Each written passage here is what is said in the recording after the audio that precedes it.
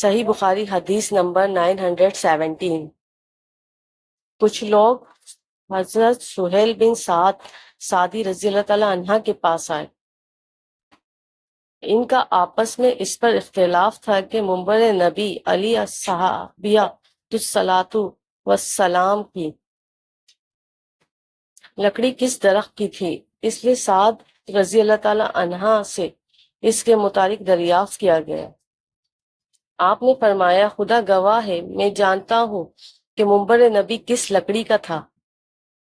پہلے دن جب وہ رکھا گیا اور سب سے پہلے جب اس پر رسول اللہ صلی اللہ علیہ وسلم بیٹھے تو میں اس کو بھی جانتا ہوں۔ رسول اللہ صلی اللہ علیہ وسلم نے انصار کی فلاں عورت کے پاس، جن کا حضرت سعد رضی اللہ تعالی عنہ نے نام بھی بتایا تھا، آدمی بھیجا کہ وہ اپنے بڑھئی غلام سے میرے لیے لکڑی جوڑ دینے کے لیے کہیں، تاکہ جب مجھے لوگوں سے کچھ کہنا ہو تو اس پر بٹھا کروں۔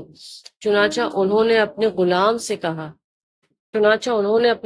سے کہا اور وہ غائبہ کی جھاؤں کی لکڑی سے اسے بنا کر لایا۔ انصاری خاتون نے اسے رسول اللہ صلی اللہ علیہ وسلم کی خدمت میں بھیج دیا۔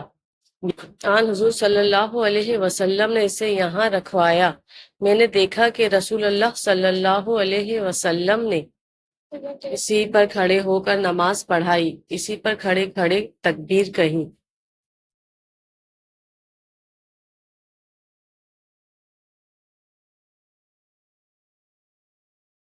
اسی طرح کیا جب آپ نماز سے فارغ ہوئے تو لوگوں کو خطاب فرمایا، لوگوں، میں نے یہ اسی لیے کیا کہ تم میری پیروی کرو اور میری طرح نماز پڑھنی سیکھ لو۔